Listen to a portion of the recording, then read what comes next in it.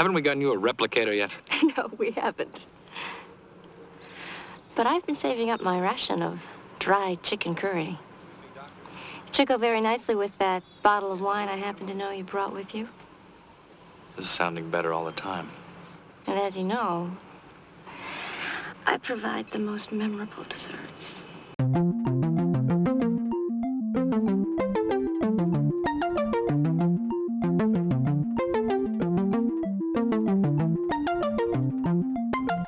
Hello everyone, welcome back to Fully Functional, a TNG podcast. I'm Maggie, joined by Jeff and Dory. Yo.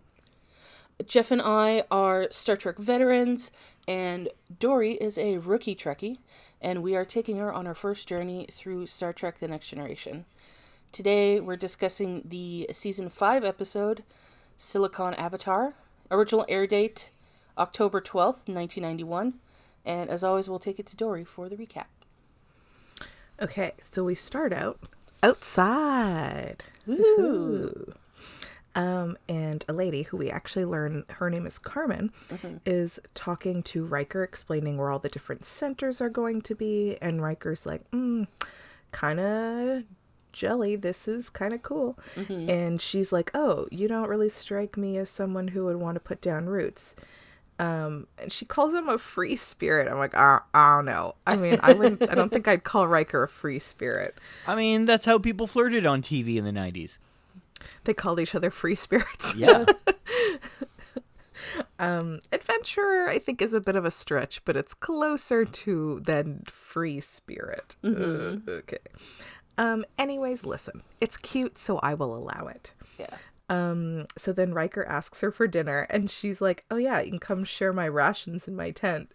And he's like, we haven't gotten you a replicator yet? And she's like, oh yeah, I got some dried chicken curry to go with the wine that you brought down for some reason.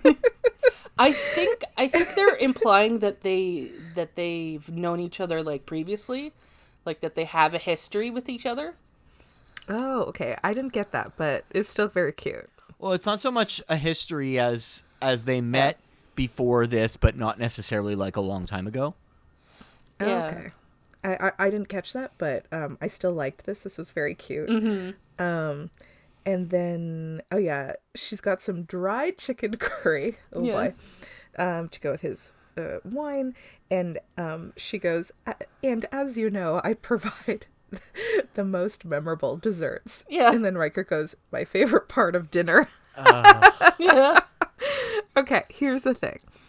This scene set the tone for the episode, and I was like, oh, we gonna watch them like build this colony, and Riker's gonna be flirting with this woman? I could be into this. No, not I could. I am. Yeah. This would be fun. But no. Unfortunately, You're just gonna watch her die. Does not last. Yeah. Yeah. So, okay, so we also have Dr. C and Data are also on the planet. Okay, so they're there to, like, basically colonize it or whatever. It's a really beautiful planet. It's also, like, a sad episode. Yeah, this episode's a real bummer.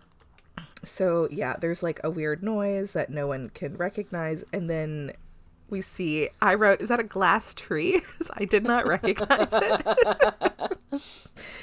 And then it, like, gets really dark, and then Riker's like, oh, okay, everybody's got to, like, get to shelter. Let's, like, run. So then the glass starts, like, oh, this is the crystalline entity. And it starts shooting the ground, turning everything to, like, dirt. Not even dirt, because it can't, I don't think grow, like, sand. It's, like, destroying everything. Honestly, for the 90s, it's a pretty good effect, especially for TV. Yeah, it looks fine. Yeah. But Riker is doing the absolute most. He is running, he is guiding, he is shouting, he picks up a child. And then that sounds interesting out of context. Oh no. He carries a child. Yeah. And then an old man falls and Carmen calls to Riker for help. So Riker gives Data the child and he runs over to Carmen just in time to watch her and the old man be turned to dust. Okay, wait, let's be fair. He does stop for like 2 seconds when he realizes she's about to be vaporized because they have to give us that reaction shot. Yeah. In Yeah. a little fairness to Riker, he's kind of far away. He's not going to make it in time anyway, and he risks being like vaporized. Yeah, he's gonna get dead if he stays. Yeah. Yeah, that was enormously fucked. So they're all running to bust ass to get into like a cave. So back on the Enterprise, Worf's like, oh, there's something happening by the colony, and there's no answer. Then Geordi also sees something happening in the atmosphere, and they're like, we maybe should go. Yeah, Picard has a hunch about it. Yeah, there's a bunch of shit happening in the atmosphere. Maybe check it out. That's where everybody else is. So like, maybe that's okay. So Data and Riker. Okay, so they get into the cave. Data and Riker use a phaser to close the door of the cave. Okay, and then they're like, this got me. I was laughing at this. It was not funny, but they're like, oh, it's so dark. We need light. So Data and Riker just like phase the ceiling Wait, for light. Let's be perfectly Yeah. fair I'm here. like, the phaser is like the what? Swiss Army knife of the Federation, okay? Yeah. I think, so we've seen them, like, use it to, like, heat up rocks and stuff. I think that's what they're implying, that they, like, heated up the rocks until they were glowing to get some light. Is that a thing? Rocks glow when they're hot? Only in Star Trek, but yes. At a certain temperature, yeah. I mean, that's what lava is. Well, yeah, It's but they melted would have to get rocks. so hot that that's you couldn't be melted. more than like, how close to them? Yeah. How- It would Yeah, I be would dripping think- also. Yeah, how close Yeah, can you get to that's- lava before it like burns your skin? Makes you into lava. I mean, you've got to be pretty far from it. Yeah. So yeah, I mean, was we like, listen, don't. They don't establish how far away it is. Yeah, that's true. It doesn't, but it doesn't look that far. No, it Yeah. does not. That listen, it's fine. Yeah. It just was like, oh, so the phaser can make light now too. Oh, Yeah. okay. So then they're also like, listen, we've got limited air. We don't know how long we'll be here. So like, everybody, don't do anything. Yeah. Just hang out. Listen, they can only shoot day for night for so long. I noticed that. It was just like, oh, this is Yeah. rough looking day for night. Yeah. In Yeah. fairness, though, because I was thinking that too. In fairness, though, they're not trying to make it look like night. At least when they're still outside. It's That's like, true. Yeah, it's daytime and it just got dark. I think Yeah, the two the crystal thing got in the way of the sun. day for night is always noticeable, but I think the two most jarring times that I've ever seen it in television and cinema, one of them was early in Battlestar Galactica when they were shooting like a whole planet at night, and it is clearly like 3:00 in the middle of the day. Yeah. And it's just the way that the light is, because there's like really harsh shadows on everything, just does not fit at all. And the other one is, oddly enough, Mad Max Fury Road, that has a whole segment that's shot day for night, and I find it really distracting because of how stark those shadows are. Oh, really? Because like the Fury Road thing, I just kind of accepted as part of like the style of the movie. I did too, but I know that it is day for night, and therefore I notice it. Yeah. Okay, fair enough. For people who are not film nerds, day for night is when they shoot something during the day, film something during the day, and change the color contrast and whatnot in the editing room in order to make it look like they're shooting at nighttime. Yeah. It always looks weirdly bright and very blue. Yes. Yeah, very blue or purple. Yes. Blue is the universal color of night on TV. Yeah. Yeah. Okay, so Picard is concerned because there's no response. Back in the cave, a guy has fainted and everyone is sweaty. They Probably can't because of really the stay in hot there rocks. much longer. Yeah, yeah. And then Data's like, oh, we haven't heard the crystal in an hour. And then they start to hear noises from the entrance. And everybody's like, gasp. And then rocks start falling out of the way to reveal it's Worf. Worf is kicking down the rocks from the door. And I'm like, that tracks. I feel like Worf would be the like Kool-Aid man of this show. Like busting through Yeah. stuff. If it's not Worf, it's Data moving rocks, and you will definitely see that as we Yeah. go further. Yeah. So, Riker goes, Lieutenant Worf, I don't think I've ever seen a more beautiful sight. Yeah. Well, I mean, he doesn't have that woman to hit on anymore, so now he has to hit on Worf. Well, you know, Yeah. Worf just got his bisexual haircut. So. That's fair. That's fair. Okay. This is okay. I'll read you my note, but this is on me because I wrote it before I saw what happened. Oh. So I wrote, Riker is exiting the cave like he's been in the cave for years, because the way he like went out was like slow, and his face was like not shocked, but like kind of like not sort of like if awe is like the negative version of looking at something in awe. Yeah. And I was like, yeah, like, bro, you've been in the cave for like a couple hours max. And then they turn and we see everything's gone. I was like, oh, yeah, that's fair. That is a very fair reaction. Yeah, maybe we So, should maybe we should wait to see what he's looking at. Yeah. So rip to the planet. Yeah. It It's like is all rough. desert and shit, yeah. Yeah, it's pretty fucked. So now we are being joined by Dr. Kyla Marr. She is the expert on the crystalline entity. Okay, I want to lay something out here a little bit in the backstory. Maggie, are you familiar with Jerry Taylor? Yeah. Okay, so Dory, I've probably mentioned her to you before. She was the one who wrote the. Yeah, I recognize She was the the one who name. wrote the Drumhead. She was responsible for a good amount of teleplay adaptations in the earlier part of the series. I don't know, like 5 or 6 of them at least, where like somebody else wrote the story and then she's the one who wrote the script for it. So this one, she was very excited about turning into an episode. She read the story idea and then turned it into a teleplay. And it seems to be common with her to gravitate towards female characters, and she's been kind of recognized as a bit of a presence on within Star Trek's writing team for bringing stronger female characters in. She's a good deal responsible for what do you call it, the female captain on Voyager, Star Trek Voyager, Captain Janeway, who, for better or worse.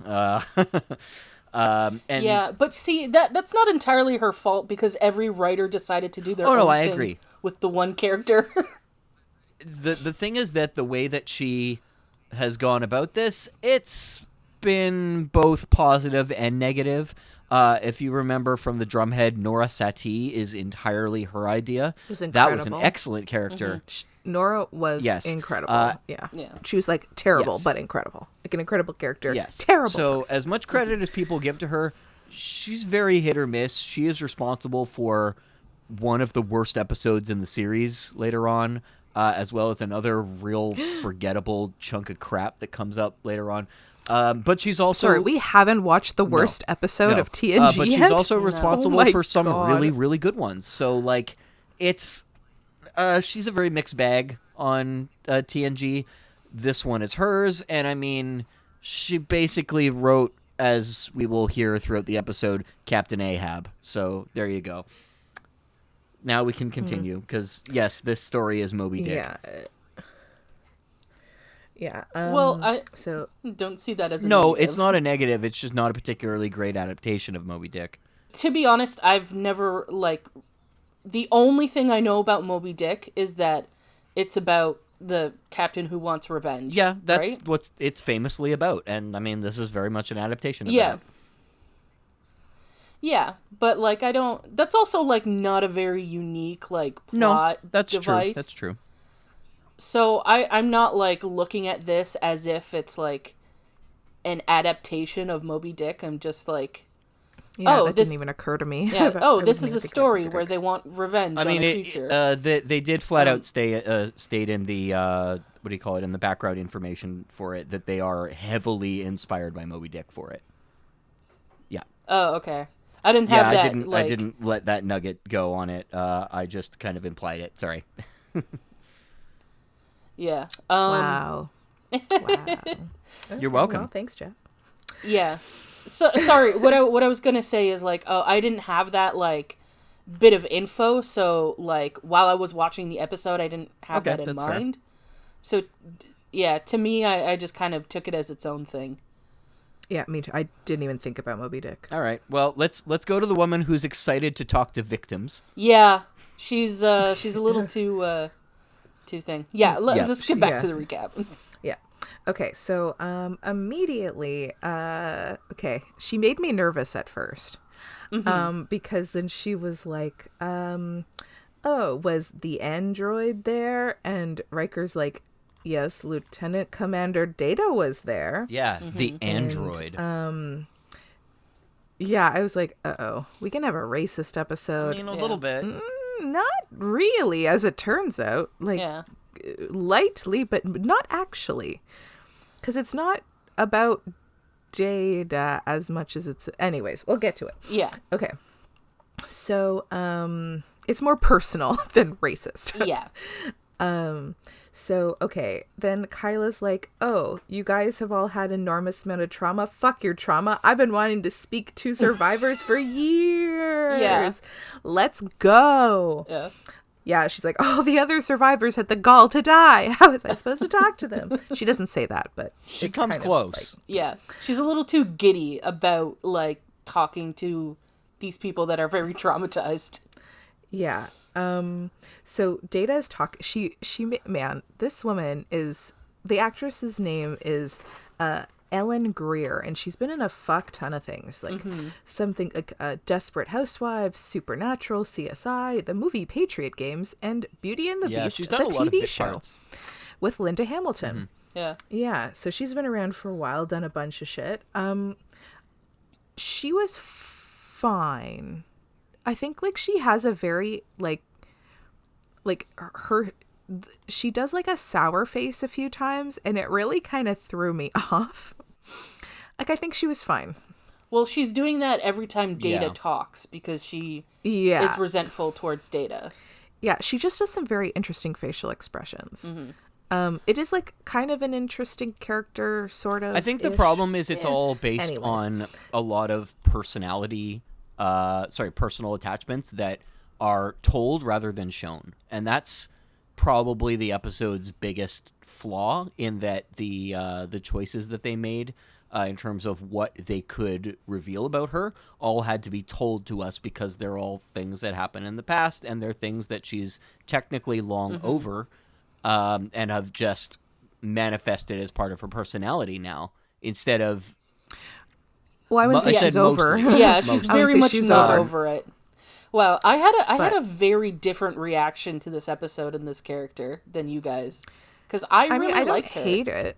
I don't hate her. I think like that she goes through a really interesting, like, kind of journey here. I do. Okay, I don't hate her by any means. I think like the actress. I think it just like the character is kind of like a little. I don't know how to put it. I don't dislike the actress. I don't dislike the character. I think it just, the episode was such a bummer. Yeah. That like I don't really know how to like, because I'll be honest, I'm very much like, once we sort of like, I'll get into it. Okay, I'm getting ahead of myself. Okay. So Data's talking, she makes a very sour face. She's like basically ignoring him, not acknowledging him.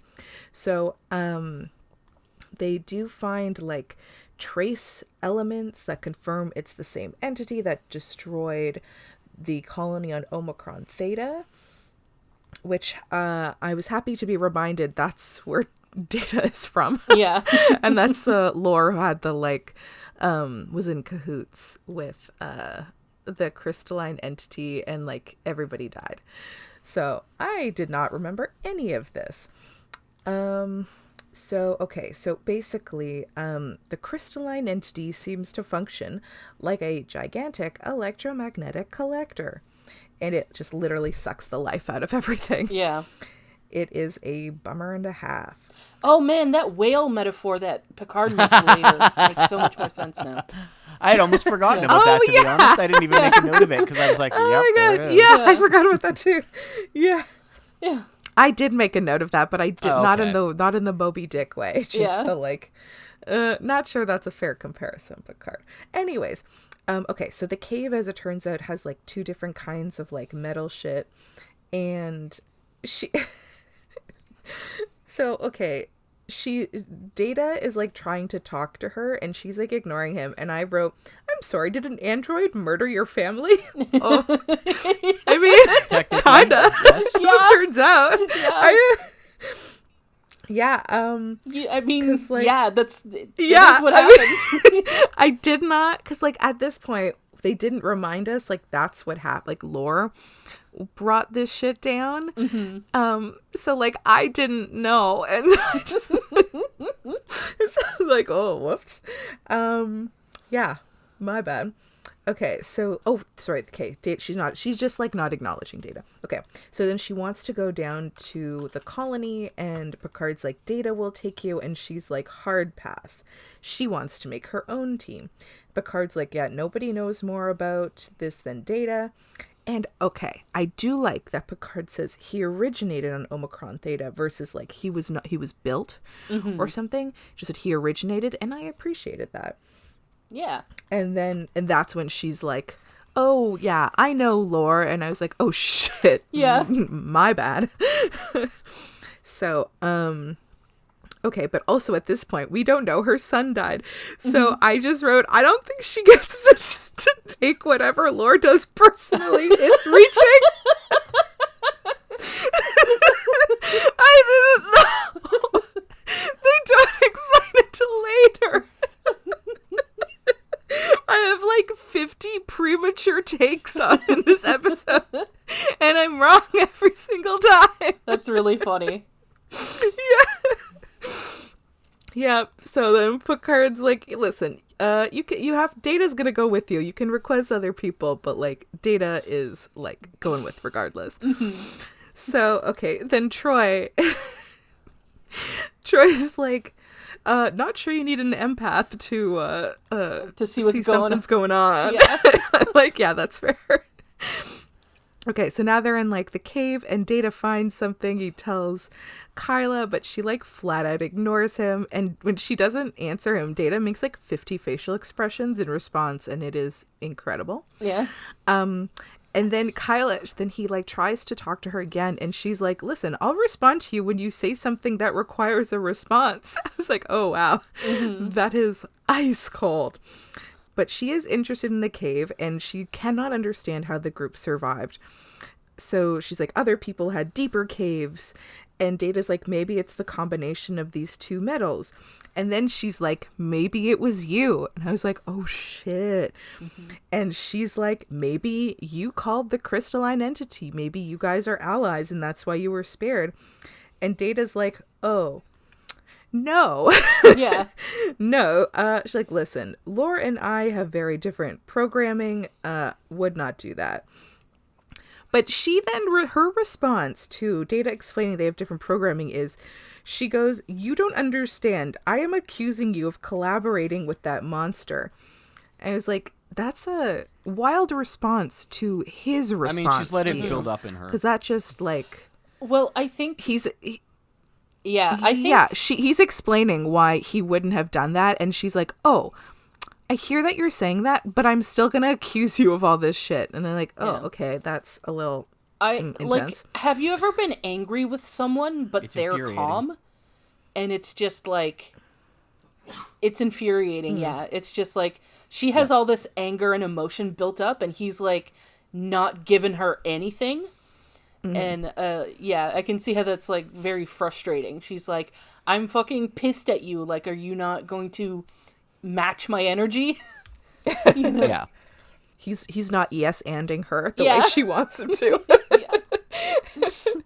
So then we find out that her son, her 16-year-old son, was killed on Omicron Theta. And I was like, well, fuck me, I guess. Oh, God. And if she can prove Data has anything to do with the crystalline entity, she will have him disassembled. Like, oh God. People gotta stop threatening to disassemble Data. Yeah. Yeah, it's always that. Like, you never hear a human being threaten something like that to a person. Just like, if I find out that you did this, I will have you drawn and quartered. Like, but no, they'll say that to Data. Yeah, because you're Yes. literally threatening murder. Yeah. Okay, so like the computer then like analyzes the shit they found, nothing new, but then Data's like, oh, what if we like do a gamma radiation scan to see traces of anti-proton or whatever the fuck. And I think sorry, I wrote, so Kyla is bad at her job if she's not taking everything into consideration and doing all the tests. Yeah. Because then they find a thing. They're able to, like, see an anti-proton thing they can track in space, which they could use to, like, track the crystalline entity. And then Data reveals... Okay, did we know this? Because I had no recollection. That Data has the memories of the colonists? I believe we did know that, yeah. It's been brought up once or Okay, twice. I do not remember Yeah. it. They say in the episode with Lore, yeah. In the episode with Lore says that he has the colonists' memories and stuff. okay. So I think it's implied that Data also does. Okay. All right. So then we have the crystalline entity appears to be heading to the Brectron, whatever the fuck it's called, cluster, which has 2 habitable planets. So Kyla has made some, like, calculations to adjust the torpedoes on the ship so it will kill it. And Picard's like, no, let's go to the ready room. In which, listen, I am Team Kyla in this situation, not gonna lie. I'm Team Murder. I'm sorry. Like, this, okay. I guess we'll get back. Okay, we'll get to this after, but Yeah. To be honest, same. I'm Team Picard a bit more on this. I understand. I'm not saying that it's wrong to be Team Kyla in this situation. I don't think either position is, like, terribly wrong, but, like, I'm a little bit more on Picard's side. The way of that this. she presents her position is a little wrong, is the problem.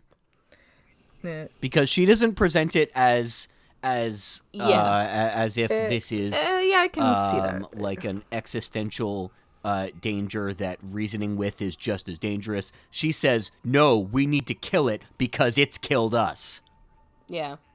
It's like, so this wouldn't have been in the social consciousness at the time, but it's like, I think it's the modern day equivalent to, like, sharks. It's like sharks were demonized for, like, a very long time. Still are, but that's starting to turn the corner now. Where it's like people are like, oh, they're bloodthirsty killers and stuff, and it's like, no, they're just animals feeding, and, like, they don't know any better. So, like, if you had the opportunity to be able to talk with a shark, being like, hey, maybe don't fucking bite us. And they would say, okay, but yeah, you're really delicious, though. And you could have a discussion about it. No, I'm joking. Yeah. Actually, sharks don't like humans, yeah. Because a lot of times, like, shark attacks, it's like, it's what's, like, it's a curiosity bite. Yeah. They bite to see, like, what it is, and they're like, ugh, no thanks. Except that that little nip to a human is pretty significant. You know, the shark doesn't think it's doing anything that significant, but you know. So that's kind of like my logic here. It's like, yeah, this is just like we don't know it has any malice. Like, this is just a creature that exists eating, right? Which is why he makes that he says that whale thing, and he's like, oh, the whale on Earth, like, just fucking plows through plankton and shit, and, like, Cuttlefish. yeah, cuttlefish. Yeah, so Picard, Depends on the he whales. wants- Some whales eat plankton, some are. Yeah. So, like, in this, okay, so Picard wants to communicate with the crystalline entity, finds out, like, wants to know, like, what its needs are, so they can try to find another way to supply it. Even though it's already killed, like, a fuck ton of people. So Picard uses the example that sperm whales eat a fuck ton of cuttlefish. Yeah. And that's just eating. It's not murder. I don't feel like it's necessarily the same thing, but it also feels like Picard is very much like, I don't agree with some of the decisions he's made recently. It's been a little loosey goosey. Okay, so Yeah, then we this cut is why to- I feel like, sorry, didn't mean to interrupt, but later on, Riker comes in and has, like, the same position Yes, he makes a as far better Kyla. point. And I think he presents it way better than she does. Yeah. That's why, like, I'm not necessarily, like, for her, To be fair, though, presentation, even but Riker is very I am personally still biased in team this because the murder. crystalline entity cockblocked him, and that is truly unforgivable.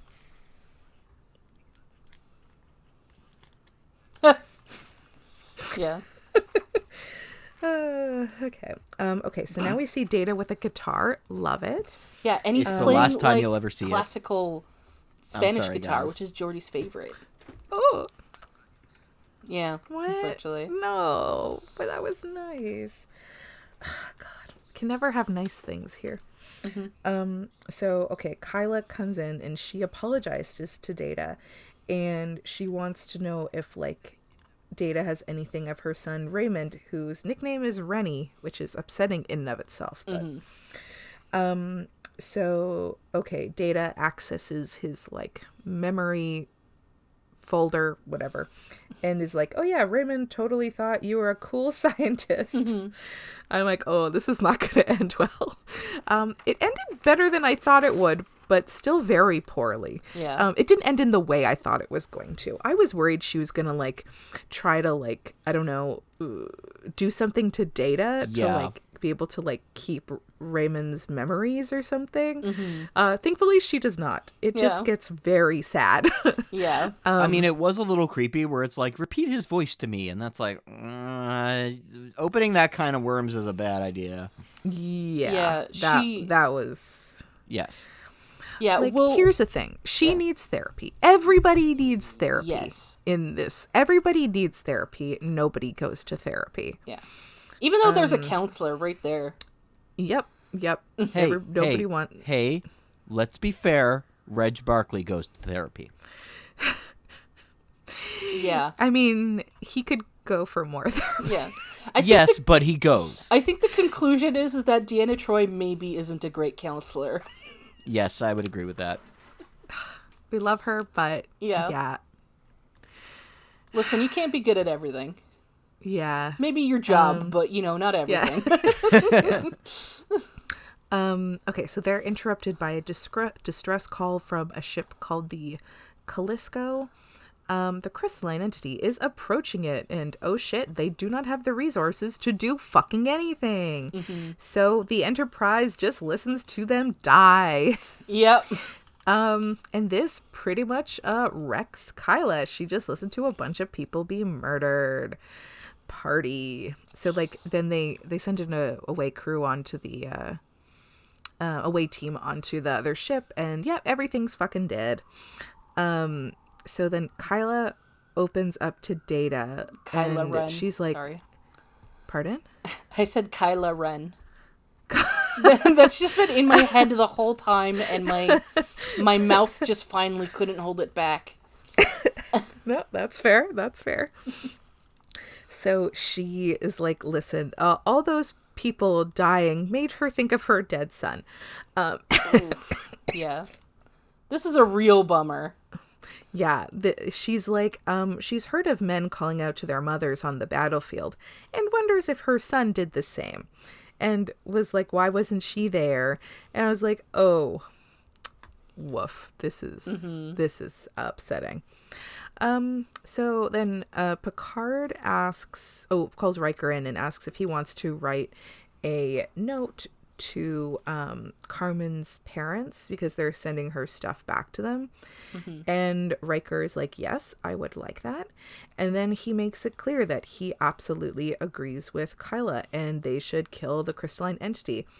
And Picard's like, do you think your personal feelings are involved? And at this point, no, because here's the thing. Yeah, like, Carmen dying was pretty fucked, but the crystalline entity has already killed thousands of people and has just killed we don't know how many people were on the Callisto, has just killed a fuck more. So, like, Riker says, like, that it's already killed thousands. He doesn't want any of this on his conscience. The fact that, like, they're just letting it, like, they're also assuming that they can, like, speak to it, which that bit is wonky. But anyways, Well, okay, So wait. I'm like, let's no, be fair. Lore already spoke to it. Yeah. Oh yes. Well, you're forgetting that I don't remember Yeah, this I know. that They episode. don't do So- enough to reference the fact that it's happened before. Yeah. Yeah. Oh yes. That it's possible to communicate with it. Yes. Now I'm like, I don't remember any of it, but now I'm like understanding it more. But when I was watching the episode last night, I did not remember shit from that episode. Okay. So the only thing was like, I saw the crystalline entity and I was like, have we seen this before? It looks vaguely familiar. I just recognized the angle because I was like, have we seen this shot before? Because I feel like this shot has been used. So kill it. I'm team kill it. So then Kyla asks Data for to go into his memory bank for stuff of Raymond, and he's like, there are memories of sports, like Parisi Square, and Janina, a girlfriend, I guess, and she's like, a girlfriend. And Data goes, he enjoyed her kindness, her gentleness, her physical attributes. Yeah. And then he looks at her like, ugh, should I have just said that? There's a And little bit of growth there with Data, because he knows enough now not to tell this grieving mother about how his How son horny loved, her son was. Yeah, how his son loved his girlfriend's boobs. Like, Yeah. Yeah. Kyla was then, she's like, Data, I'd like for you to say something in his voice. And so Data accesses a letter that he wrote to his mom, and I wrote, Data's gonna lip sync for his life. Shantae, you stay. This is just very sad listening to this, the voice of this 16-year-old boy tell his mom shit, and she's really upset, and it's he's dead. So now they're on the bridge, and they're getting within range, I guess, of the crystalline entity, and they activate the communication thing, and it's kind of responding, so they're doing intermittent signal things, and so then it's also responding, and there's a pattern emerging, but before we can really figure out what anybody's saying or figure out what the pattern is, Kyla changes the signal to be just a singular ongoing one, and it kind of fucks the it fucks the crystalline entity up, and it's just going, and Picard's like turn it back. She is not going. They can't get a response from the crystalline entity, and she just is like, nope, we're keep going. And then Troy, in her wisdom, goes, I think something's wrong. Yeah, thanks Troy. No shit. So Kyla has we learned so they're Data, turn it off, and but he can't because she's made it so she's the only one with an access code. Geordi is trying to override it, but he needs more time. And then she's like, I did it for my son. I'm like, oh boy. So then the crystalline entity is shaking, and then it explodes. And she just kind of stands there I do not regret anything. And yeah, it is stone cold, but I don't hate it. Yeah. It's kind of implied that she's become a little delusional at this point. She's basically euphoric at having done it, which is a little eerie. Yeah. Yeah. Yeah. Yeah, it is a little spooky. So then Picard asks Worf to escort her, but then Data's like, maybe I should do it. And they're yeah. And then they do this shot. So on the bridge, on the lower level-ish, it's Troy, Picard, and Riker. They're standing beside each other, but they're only focusing. They've cut Riker completely out of the shot because we know that Riker agrees with her. So it's just, we're just seeing the reaction of Picard and Troy looking absolutely horrified because they can't include Riker because he would be pumping his fists in the air or something. I don't know what he'd be doing, but we know he's team murder. So Yeah, they're pretty pissed. So okay, so now back in Kyla's quarters. Man, what a fucking way to end an episode. Kyla asks Data, how long will he be alive? And he's like, I don't know, like, fuck if I know. And she's like, good, because as long as you're alive, Raymond will be around. And then she's like, Data, she wants like her son to know, like, oh, she's like, okay, she wants her son to know that she did it for him. But then Data's like, from what I know about your son, he would not be proud at all. He was proud of your career as a scientist, and now you have destroyed that. And she's like, what? Wait, what? And then Data's like, he doesn't think that Raymond would have wanted this. And then he goes, the last line of the episode goes, yes, I believe your son would be very sad now. Yeah. And then it ends. Like, oh my God. Yeah. Like, oh my God, how could you end the episode that way? So what an absolute I have to horrifying do a way little to bit end of it. Moby Dick comparison here because it was directly inspired by that. In the original Moby Dick story, the majority of the story, much like this one, is about the actual chase of the whale, the hunt. And there's a lot of obsession from Captain Ahab as he discusses with his crew and discusses with other people, and happenstance that go along with it that essentially lead to his obsession blinding him, and that being part of the major what do you call it, the course of it, because it's a tragedy in the end. He finds the whale, he nabs the whale with his harpoon, the whale doesn't die, swims away, the what do you call it, the rope catches him and pulls him out into the ocean.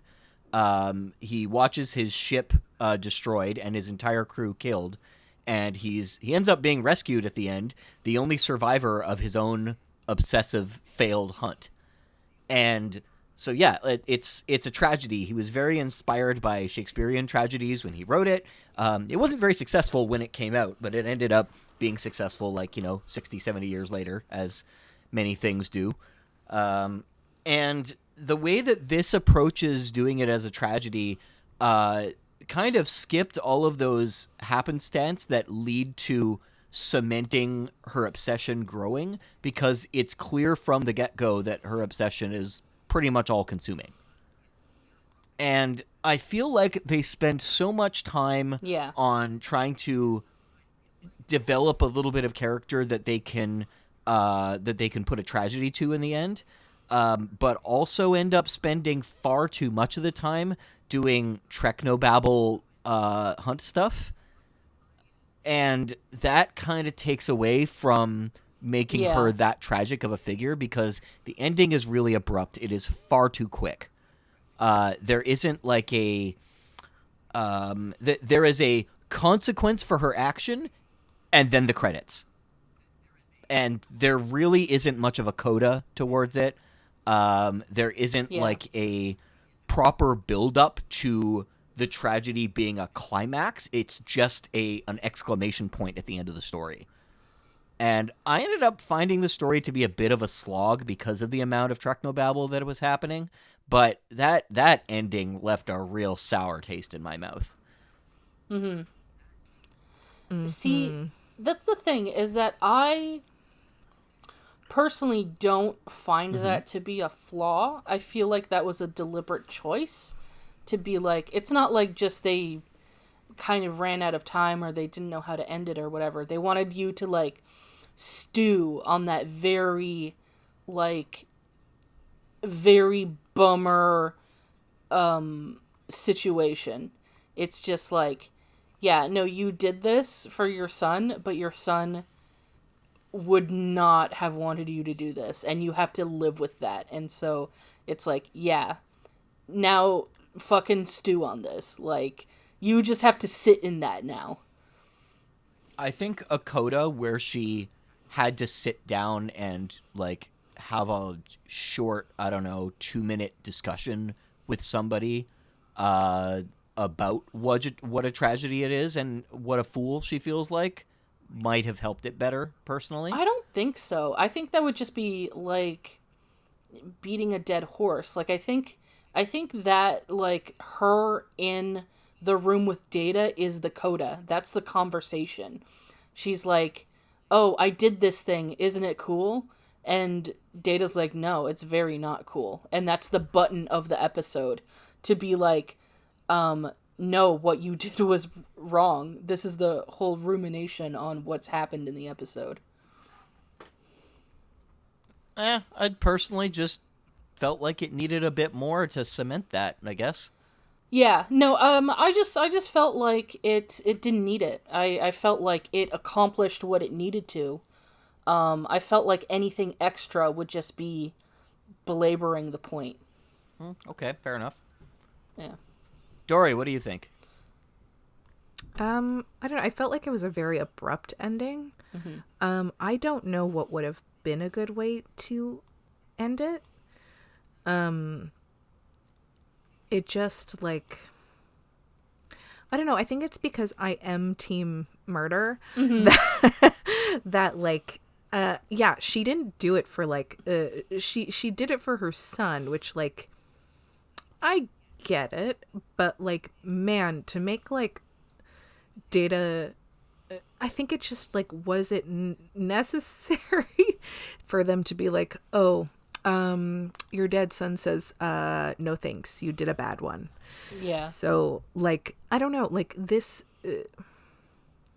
because I guess it's because, like, I don't think she's necessarily wrong for doing it. So, like, I feel like like, because obviously I would assume there'd be some, like, repercussions externally because of this. So the fact that they're like, oh, but on top of that, we're gonna, like, make sure she knows her dead son is upset, is, like, disappointed and sad now because of her actions. When, like, I don't think she's, like, I don't think she's wrong. So I think it just is, like, a very, very harsh ending that I don't think she necessarily deserved. Yeah, I can see, like, if you don't think she's wrong for what she did, then, like, yeah, it's kind of like, well, that was harsh. But I think that was, like, the whole point of the episode. I think that, like, I'm not saying this episode's, like, the greatest or whatever, but, like, I think they wrote the episode around that moment. Like, I think they wanted to lead up to that, to her being, like, so concerned about what her son thinks of her, and then ultimately she disappoints him, you know, even though she was obsessed with, like, you know, getting retribution for him, but he, like, wouldn't have wanted that, and now she has to live with that knowledge because of Data. Like, yeah, I just think that was the whole point, was for her to end up having to live with this, knowing that her son would have been disappointed in her because of something she thought she was doing for him. So then, by that reasoning, then the writers think that what she did was wrong. Yeah. Then Yes. they're Team Picard. Yeah. I think that's very obvious that they're Team So- Picard. Okay. Okay. Well, I think they're wrong. Yeah. Because, like, that's why they make it so that because they give her really terrible consequences because they don't agree with her choice. yeah, I because just think that, like, they it's just an extreme way of doing that. yeah.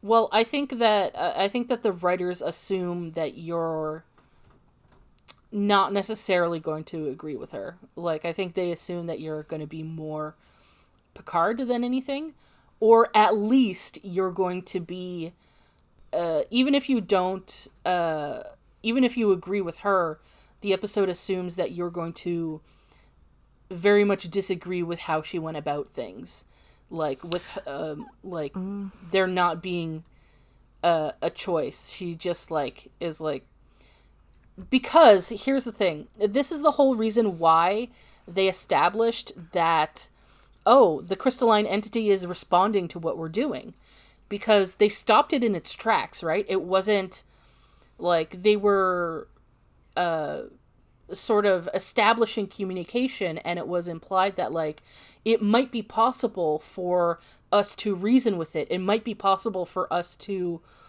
have our cake and eat it too, that we can let this we don't have to kill this creature who doesn't know what it's doing, and we can save people's lives in the meantime. And then they make her make the decision to kill it after that's been established. So it's like she is present and knows that it is possible to talk to this thing and might be able to be reasoned with. And then she makes a decision to kill it. So I think that's kind of what they're going for. Well, no, I know what they're going for. I Yeah. get it. I just don't agree. Like, I do think that they should have. I'm like, I'd say 85% team murder. I would have liked to know what the pattern was and like what the entity like would have said. Yeah. But like, in general, I'm not sure that it would have had anything that like would have maybe changed our minds, unless it was like, I mean, we'll never know, but like, But yeah, that's the the thing is, like, tragedy of it, is that we'll never know. but it also feels like it if it's been around for all this time and going around killing, like, I don't know, it feels like at some point maybe somebody else would have tried to communicate with it, because we know Lore did. So other people might have tried. Like, the Enterprise can't be the first at everything. Yeah. And what if another group tried and it killed them? Anyways, so like, it's just been responsible for so many deaths that like, the Enterprise is also like not necessarily protected. So for them to stop and have a chat, like, what if it then like kills everybody there? Like, so I don't think there is like 100% good like choice here, but I do think like it's done so much bad already that like. But the thing is that it's only bad because we're the food, because like we don't know its motivations. As far as we can tell, all it's doing is just eating, right? It has like, it doesn't realize that it's like being destructive, basically. It's just like, I need to eat, so I will eat. And Yeah, it but just then happens. it's the same thing of literally like, but it's the exact same thing in my opinion of like, you're out in the wild, you know, yeah, maybe you shouldn't be there, but if like a wild animal comes running at you, you're gonna let it just, you're gonna try to chat or like see what you can, like, you're gonna defend, or you're gonna like, I mean, I'm not going anywhere where I'm gonna like attack or be in animal spaces like that. Yeah, but like, but the thing is like they know, because of Lore, they know that there is some possibility to communicate with it. Lore was deliberately like encouraging it to like go eat all this shit, like to destroy organic life and stuff like that. but was it Lore doing was that giving it a before it target. spoke to Lore? Yeah, because that's just how it feeds, right? Okay, so then No, Lore was giving so it a okay, target. but then That's it. Lore didn't encourage it. Then it was already doing that. It just No, gave no, it a 'cause- target, 'cause- so it wasn't like, yeah. No, Lore was deliberately luring it to specific places and stuff. He was using it to his advantage, but Lore could have, Lore like, was the Charles Manson, yeah, yeah. the crystalline entity. Well, it's was the basically family. like how I was saying with the sharks before. It's as if someone was able to talk to a shark and said, "Hey, go there. There's food there," right? And then the shark does what a shark does and eats, right? It's like I totally get it, because there are cases where like an animal is loose and it's a danger to the community, and like even then, a lot of times they'll try to like tranquilize the animal and get it back to where it's supposed to be, rather than just straight up kill it, right? So usually they try methods to not kill the animal like right off the bat and use that as a last resort, which is what I think Picard was trying to do. Because he's like earlier he says like, I don't deny that that we might have to kill it ultimately, but we should try to not do that Dory at is team first. murder still. Yeah. I think like I think it's just with the amount of damage it's already done. Mm-hmm. That's what I'm kind of stuck on, is like it's already killed so many people and killed planets and just killed so many things already that I have a hard time trying to like be like, oh, let's reason. Let's see what it wants. Like at this point, it's kind of like, fuck what it wants. It's killed so many people. Mm-hmm. So like, even if it has like, oh, I'm just like doing this. This is how I am. This is what I need to do. Like, I kind of, like, I am curious to know the reasoning behind why it does what it does. If it's choosing to do this, or if it's like how it chooses its targets or whatever outside of lore. But I think I'm just so hung up on like it's already killed so many people. Mm-hmm. And so like does that change things, knowing like, okay, if they're able to talk and like find another way to like direct it into another food source, does that negate all the people that have been murdered because of it? So like that's what's kind of like stuck to me, because to me like it's still murdered a ton of people. Yeah. So Well, like that's why I'm but like stuck on. Here's the thing, it's like you're calling it murder when it's like murder implies a motivation, Well, it's doing it for a thing, like that, regardless if it's like hungry, if that's where it gets its food source, it's still like choosing to do that. Yeah, I mean, so maybe it's like manslaughter. Maybe implies, then I should use manslaughter. Malice, yeah. Should I use manslaughter then? Yeah. It implies it's surviving. Like that's what it needs to do to survive. Like if it doesn't eat, it dies. So it's just living. But Like I don't think it's unreasonable to see like Star Trek deals with a lot of like entities and shit that like are weird and like so I don't think it's out of the question to like see if it's possible to communicate with it first and then be like, okay, we can't reason with it, so now we have to take it out. But I don't think it's unreasonable to try to talk to it first. No, I don't think it's unreasonable to talk to it first either. I just have a hard time, like, I think my issue, I just can't get past the amount of damage it's already done. Mm-hmm. So, like, yeah, as I said before, I would have liked to know what the pattern was. I would have liked to know what it had to say. But, like, ultimately, I don't feel bad that it was, like, blown up. Yeah, I don't necessarily feel bad that it was blown up. It's more that it's like we didn't get a chance to find out whether it was malicious or not. We didn't, like, we could have possibly, like, killed something that, like, we completely misunderstood. We could have killed something that, like, possibly could be a benefit to the galaxy. Like, if and we're was able unique to. in the universe as far as they know. Yeah, it's like,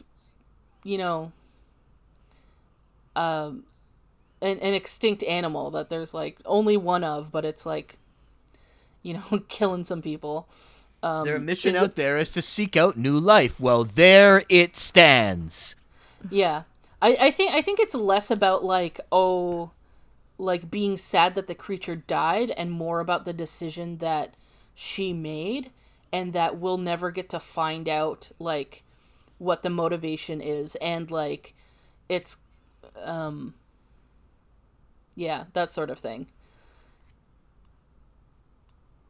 Like, I don't know. I think this is something we're gonna have to like agree to disagree.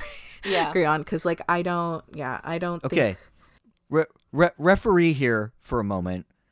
Dory, I get what you're going for. Yeah. I don't Yeah. personally agree, but that's because what you're going for is, in the end, it is a moral judgment of the effect that it has already had on the universe. And that's not something that we can logic our way through. We all approach morality different. Morality is as many people on the internet that I've argued with have disagreed with me on, but morality is very subjective. And you believe that the value of the lives it has already taken is greater than the value of its own existence, and that's okay. That is an opinion. I never thought about it like that. Like value judgments are moral decisions, and that's okay. They're not really something that we can sit down and logically explain to one another, because it's how we feel about the value, moral value of certain things. And hey, that's why there are still so many disagreements, especially in Western society, about these political differences that people have that are all based on what people think of some sort of moral problem. Yeah. Because for me, this is coming from, like, my moral perspective, in that I think that,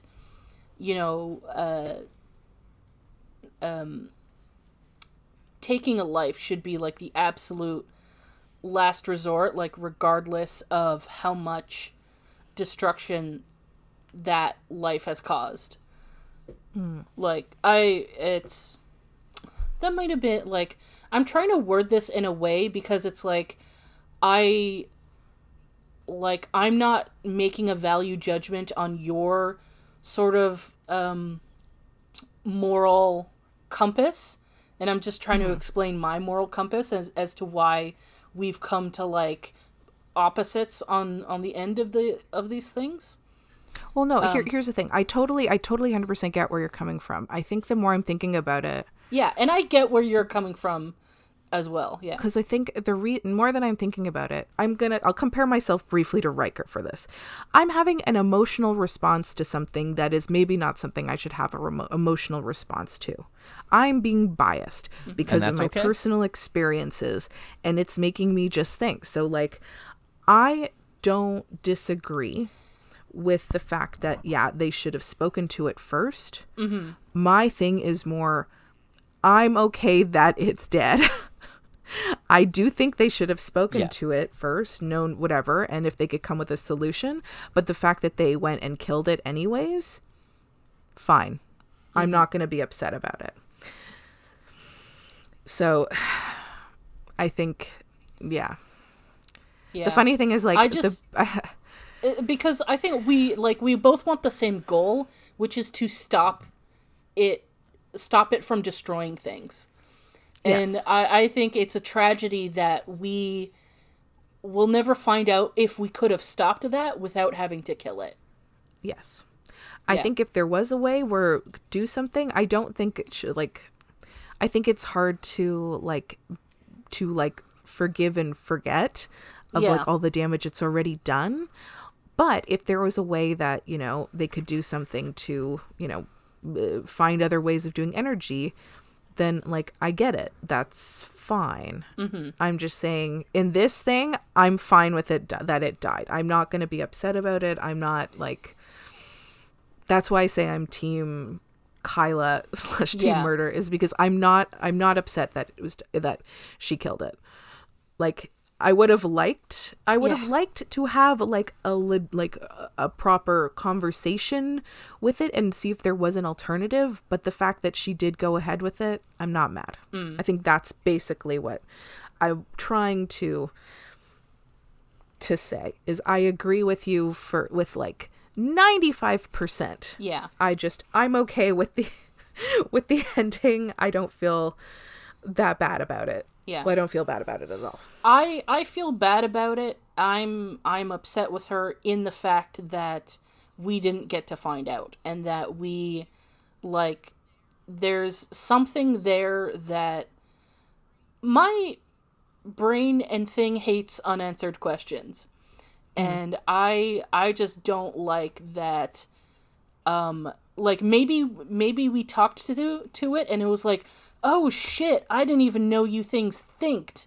Like, I didn't even realize you had thoughts. Like, oh, my bad. And then, like, maybe it could have been maybe it could have led to some super neat discoveries, or like maybe it could have helped us or in some way, right? Like that kind of thing.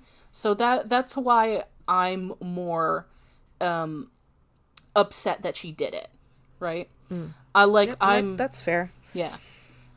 And I totally get that it's like, well, we have to stop this thing, so like it would have been nice to know, but like fuck it, right? I'm not too upset about that. So I totally get that, yeah. Yeah. Like I would have, it would have been nice to know, but and this wouldn't have been like, I think it's just like the ending. I'm fine. Not the ending of this episode. Yeah. But like what she did, you're like fine with yeah, it. like I'm fine with it. I don't think she necessarily should have done it, but I'm fine with it. Because I also would have liked to know what the crystalline entity had to say, but yeah, I would have been. It happened, and I'm not like upset about it. I would have been fine with it if her motivations were different. Like that's the thing that hangs yes and me. no. Yeah, that's the thing that also hangs me up. That like that's the thing that I can't get over is like why she did it. Also, it's more of like it was her own kind of personal revenge than really being concerned about like all the stopping it in general. Yeah, that I can absolutely get behind. I do think her doing it exclusively for her son, I get that. Like I understand. Because, like, you know, revenge is a very, strong motivator. Wait, pardon. But I do not think her killing us for, like, not even to prevent future, attacks. It's purely to just get revenge. And I mean, in the end, her comeuppance is that, as the Klingon proverb goes, revenge is a dish best served cold. Yeah. Yeah, and that's why I think you're right, Dory. I think we're never going to like agree per se. I think because there's no correct answer. I think like neither. And I think it's like personal. Like Picard even says, like it's like when Riker says that he's team Kyla, it's a personal bias, and I do have like a personal bias of why, I wouldn't feel bad that it's not my first choice, but it happened and I don't feel sad about it. So you're like, I'm not sad that something that's causing mass destruction is dead. Yeah, I wish they would have like actually been able to have a chat, but listen, they didn't. It's dead.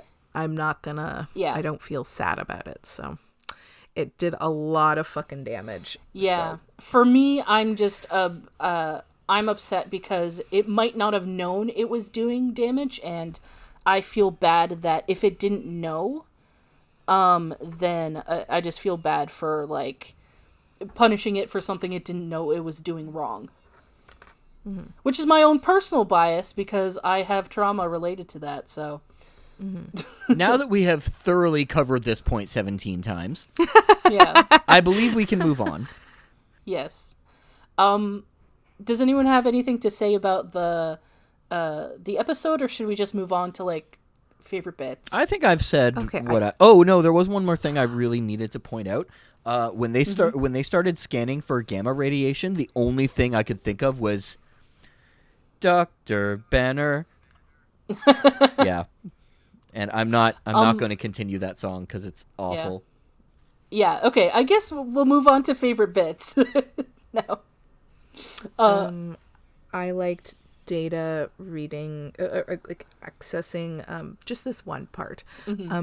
Raymond's like memories or whatever, and he's like we're talking about his girlfriend Janina, and he's like he enjoyed her kindness, her gentleness, her physical attributes, and then he looks at Kyla like I liked that. Oh, I liked the first scene with Riker and Carmen. That was really cute until it wasn't ended. Yeah. Yeah, I like her line, and as you know, I provide the most memorable desserts. Yeah. And then he goes, my favorite part of dinner.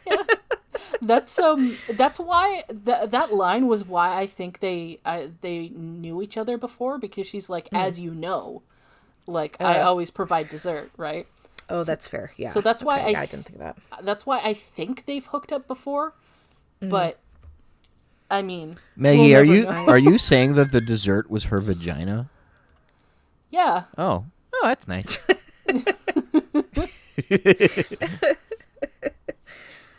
I mean, I think that's what she was saying. I hope so. Yeah, I would agree with that. It's funny. I was talking to my roommate about this, and like sometimes, most of the time with Riker, I'm like, oh, I like Riker, he's fine. But when Riker gets like flirty, but I like that he doesn't do it. He's never creepy. Yeah. He's, oh wait, you're just like, oh, okay. Yeah. Okay, carry on. Yeah, he's a womanizer, but like he does it in a way where it's like, if the woman's not interested, he's like, all right, moving on. But like, Yeah. if she is into it, then he's like, all right, slut Riker time. Yeah, I also think like he has a very nice voice. Mm-hmm. He's got like a deep but like warm voice, so just like listening to him talk is like very nice. And this is gonna sound so fucking cheesy and whatever, but like, I think Jonathan Frakes has a really nice smile too. I think that contributes. I like his smile. Yeah, this scene was nice. Yeah, I enjoyed it. he's charming. Yeah. I wish this is how the rest of the episode went. Yeah. I would have much preferred that versus what it went to. Yeah, I'm good with never watching this episode again. Yeah, it's like it's an episode I usually skip because it's like it doesn't. Yeah, you don't need to watch this episode. Like it's I'm fine. hoping I forget this episode the way I forgot that Lore said the thing to the other planet. That's not very I'm hoping- memorable. I hope this is one of the episodes that I completely forget about until like we do our season 5 retrospective and I'm looking through my notes and I was like, oh, I have no recollection of this episode. Yeah. And then after that I proceed, because nothing in this I think will go in any of my lists. I can't imagine anything from this would go in my lists. There's a far more interesting episode that comes up later that involves a similar premise of Data having to interact with a part of his past related to the colony. Well, I'm hoping that I never have to deal with this episode again, except when I listen to this before I post it. Yeah.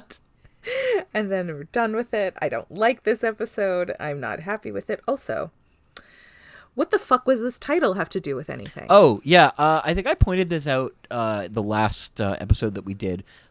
They thought the title sounded cool and didn't really know what it meant in terms of the episode and just kind of stuck with it.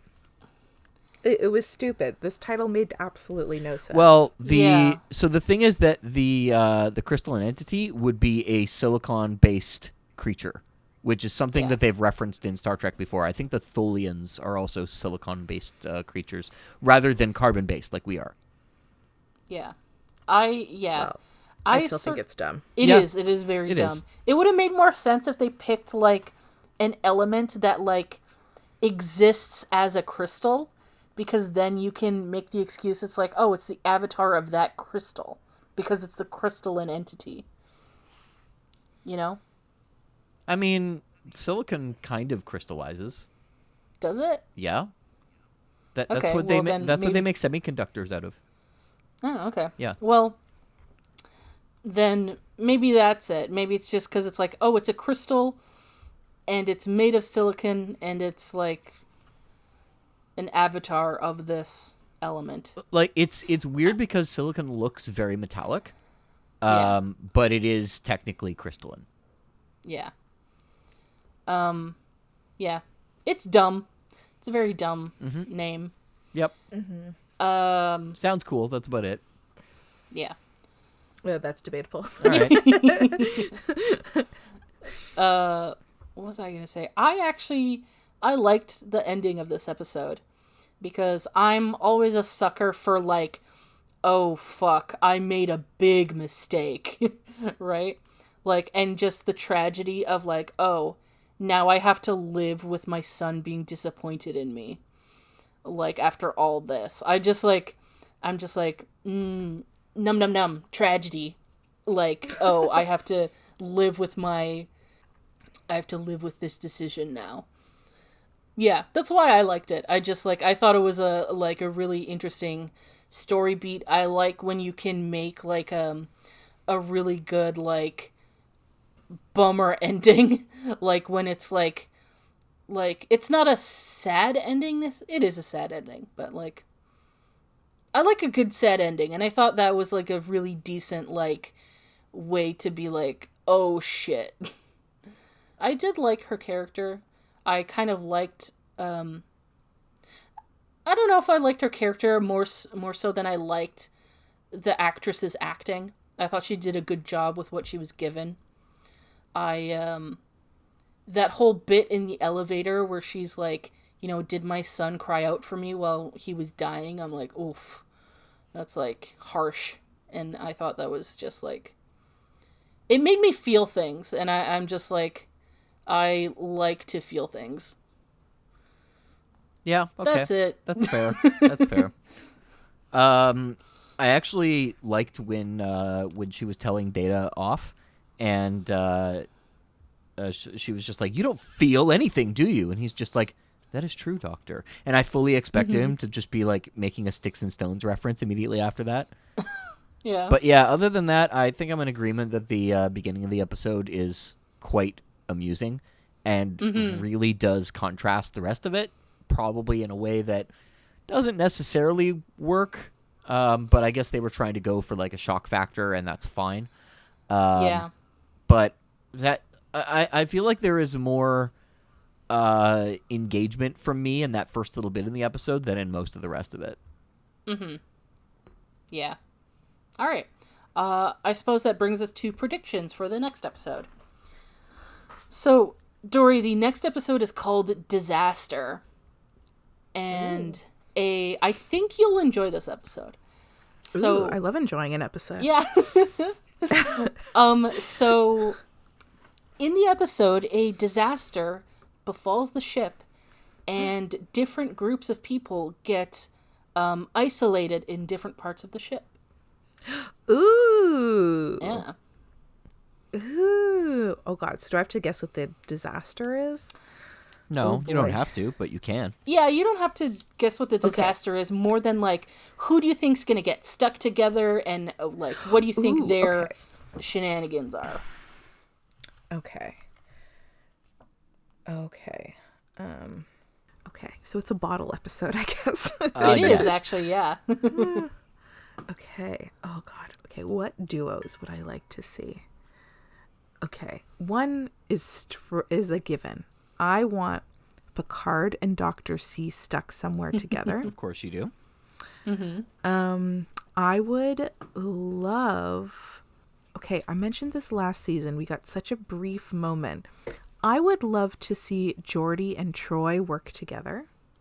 I'd love to see them hang out. Ooh, yeah. I guess Data and Riker? Am I missing it? Oh, okay. Okay, Worf gotta be with Riker. They're like, Worf is always Team Riker. Okay, so maybe Worf, Riker, and Data are together. Cool. That would be my little groupings. Okay, what happened? And where? Okay. What happened, and where do you think they get stuck together? Oh, Guinan also has to be in there too. Ooh. Okay, Guinan can be okay. That honestly, that would be a conversation I'd love to sit in. Guinan, Riker, Worf, and Data. That would be a ride and a half. I'm also assuming Guinan's in this episode. I have no idea. I'd like for her to be in this episode. Okay. Well, Okay, I think I'd like where? to point out something regarding your prediction there. Guinan, at this point in time, hasn't really interacted with groups very much. It's usually one-on-ones. Oh, just one-on-one? Yeah, because that's So where it'd be her Guinan strength and as one a character person? lies. Okay. Okay, you know who we haven't really seen Guinan hang out with yet? Riker. So what if it's Guinan and Riker, and then Worf and Data, because Worf and Data are like friends.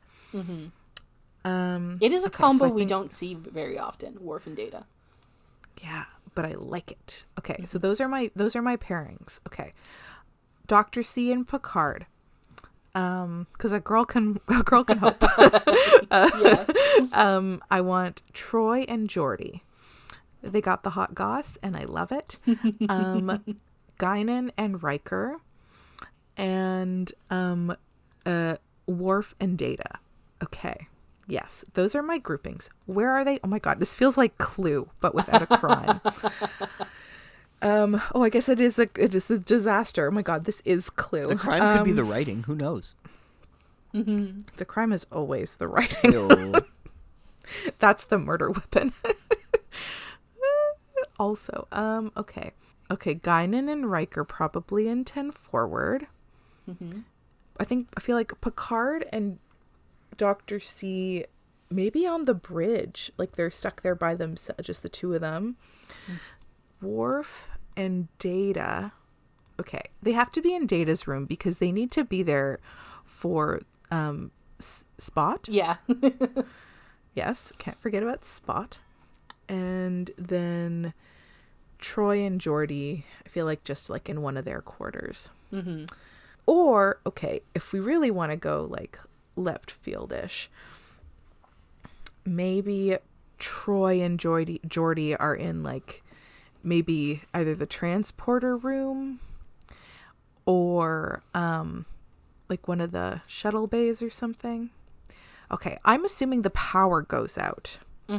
And so the doors can't open. That's why they're stuck in various places. And maybe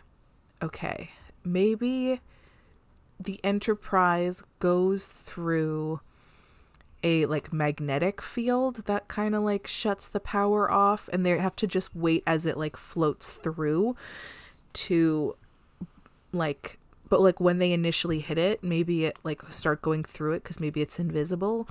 Then maybe it causes like some initial like whoa at like the ship to like shake a bit. Yeah. But now they're just sort of stuck and have to like wait it out. Yeah. All right, cool. Well, Yeah. Ugh. That's an episode I want to watch.